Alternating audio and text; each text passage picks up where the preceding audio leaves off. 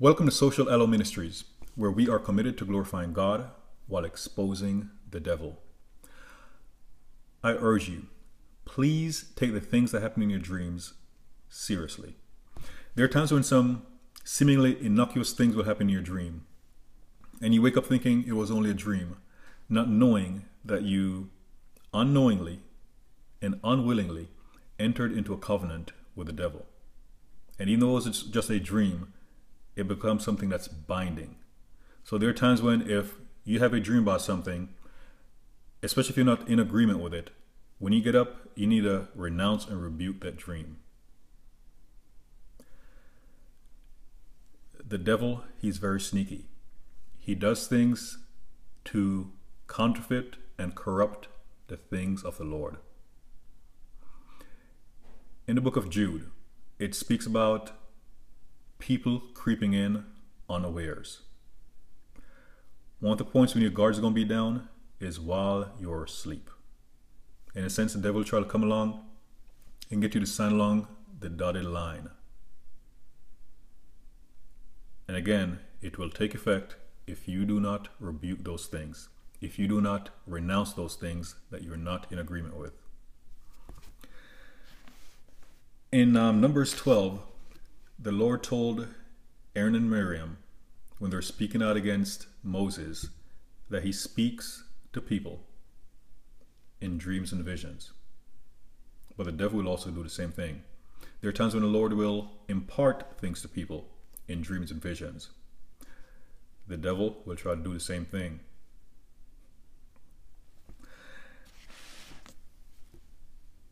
And a lot of times people don't realize that what happened in a dream is going to take place in real life unless they pray against it. In 1 Kings 3, starting verse 5, we see an example of things that can happen in dreams. In Gibeon, the Lord appeared to Solomon in a dream by night, and God said, "Ask what I shall give thee." And Solomon said, "Thou hast shown thy servant David, my father, great mercy, according as he walked before thee in truth, and in righteousness, and in uprightness of heart with thee. And thou hast kept for him this great kindness, that thou hast given him a son to sit on his throne, as it is this day. And now, O Lord my God, thou hast made thy servant king instead of David, my father. And I am but a little child. I know not how to go out or come in. And thy servant is in the midst of thy people, which thou hast chosen, a great people that cannot be numbered nor counted for multitude. Give therefore thy servant an understanding heart to judge thy people, that I may discern between good and bad. For who is able to judge this, thy so great a people?" And the speech pleased the Lord, that Solomon had asked this thing. And one of the reasons why the Lord speaks to us in dreams and visions is that it is speaking to our heart. It is a spirit-to-spirit conversation where we cannot have carefully crafted or prepared speech to give to him. The Lord is one who searches our hearts. He knows the condition of our hearts. So we can't fool him.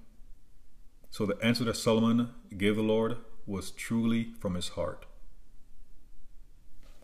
Because a lot of times when people say things that sound good, but is not truly reflective of what is coming from their heart. But at the same token, there are times when the devil or one of his demons will come along and try to entice you to do things in a dream that is truly not reflective of your heart's condition. It is not the desire of your heart. But if you do not rebuke it, then it may seem as if it's so. You may end up coming into covenant agreement with the devil because of your silence. And God said unto him, Because thou hast asked this thing, and hast not asked for thyself long life, neither hast asked riches for thyself, nor hast asked for the life of thine enemies, but hast asked for thyself understanding to discern judgment. Behold, I have done according to thy words. Lo, I have given thee a wise and understanding heart, so that there was none like thee before thee, neither after thee shall any arise like unto thee. And I have also given thee that which thou hast not asked, both riches and honor, so that there shall not be any among the kings like unto thee in all thy days. And if thou wilt walk in my ways, to keep my statutes and my commandments, as thy father David did walk, then I will lengthen thy days.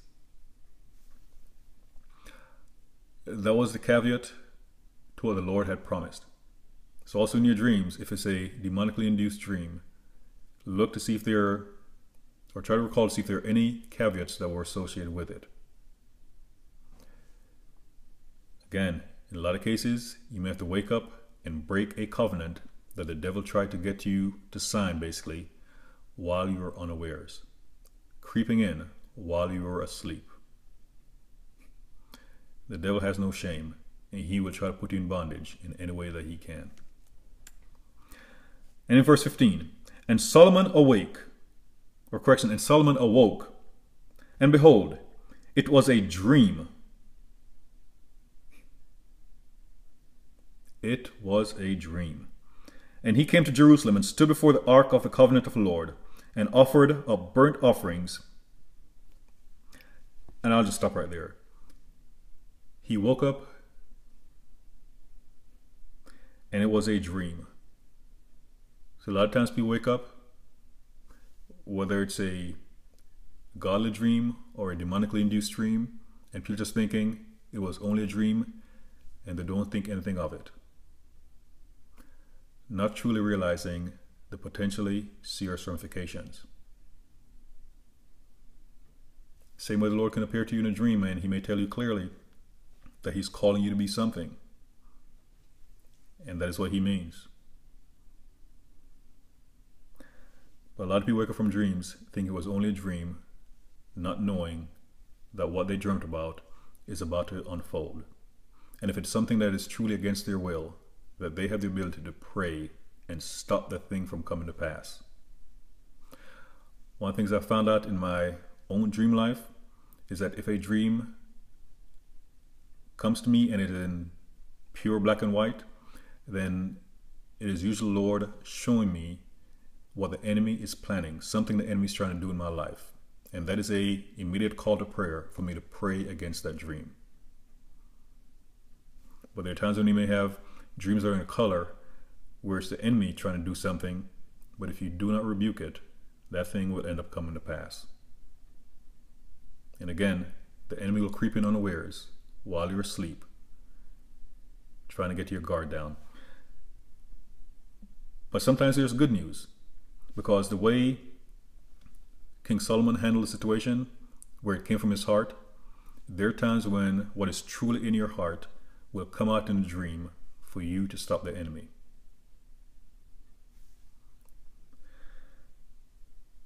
Those are the good situations. Those are the good situations. So never wake up thinking that it was only a dream. And we see an example of something happening while people are asleep in Matthew 13.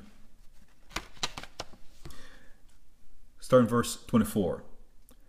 Another parable put he forth unto them, Jesus that is, saying, The kingdom of heaven is likened unto a man which sowed good seed in his field.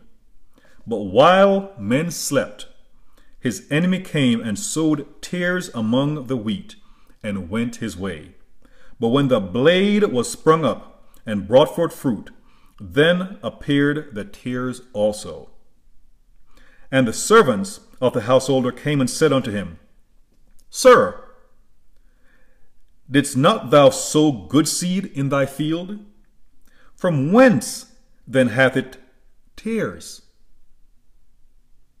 And he said unto them, An enemy hath done this. And I'll pause right there.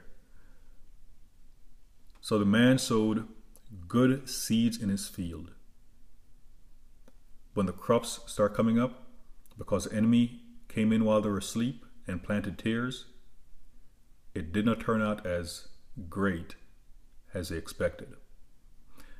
And many of you can relate. Where, for example, you received a promise from the Lord. You're expecting something great to happen. But among the great things, there are a lot of troubles, obstacles. And you may be wondering, why did the Lord give you all this stuff?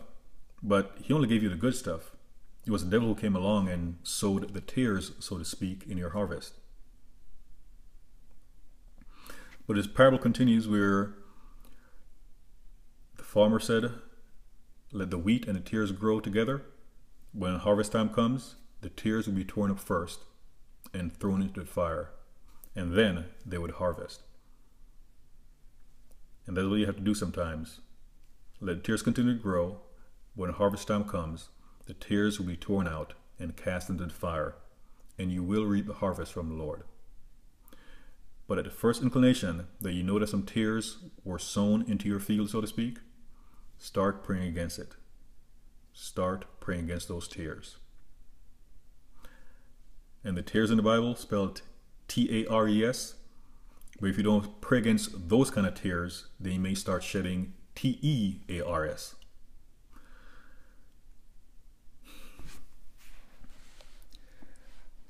Here's also another thing the devil does. There are times when, if you are engaged in sin, where you will open a pathway for the devil. If you're violating any of the Lord's 10 commandments, you have automatically opened the door for the devil and his fallen angels. So if they're around, they can make your life a living hell by violating any one of those 10 commandments, where they can come in because, in a sense, you've given them legal rights. Because when you start disobeying the Lord, you basically start partnering with the devil. But there are times when you're not living in sin. You're keeping the Lord's commandments. And even if you do sin, you repent of those sins. And the Lord may have wiped your slate clean, so to speak. But the devil tried doing things. For example, you may have a spouse, and in the middle of the night, you will have a dream of a sexual nature. And it could be about your spouse, or it could be about someone else. And if you're having those kind of dreams, even if you're married and you're having a dream about your spouse, you need to get up, and whenever you wake up, you need to rebuke that dream. Because the enemy is trying to ensnare you. The Lord is not going to give you a dream of a sexual nature. And if you're waiting on a spouse and you're burning with lust, the Lord is not going to give you a dream of a sexual nature to, in a sense, I'm going to get graphic, to quote unquote release the tension. No. You have to rule over your lustful desires. But the devil will come along and try to exploit those things.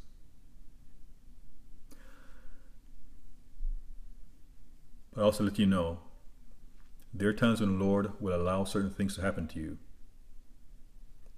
But that is to draw you closer to Him. So if things are happening to you that you don't agree with, or in a sense you feel violated while you're sleeping, that is a call for you to do what the Bible says. Submit to God, resist the devil, and he will flee. Submit to God, resist the devil, and he will flee. It's not a long video, but I have said a lot, and I hope it all sinks in. I'll let the Holy Spirit be your guide. But if things are happening in your dreams, whether it's once in a while, it doesn't matter the frequency, but if things are happening in your dream that you are opposed to, it is a call to prayer for you to pray against those things. If you're violating the Lord's 10 commandments, you have to repent of those sins. Submit to God, resist the devil, and he will flee. But if you're, for example, having an affair and the devils are attacking you, first you have to stop having that affair. You have to repent.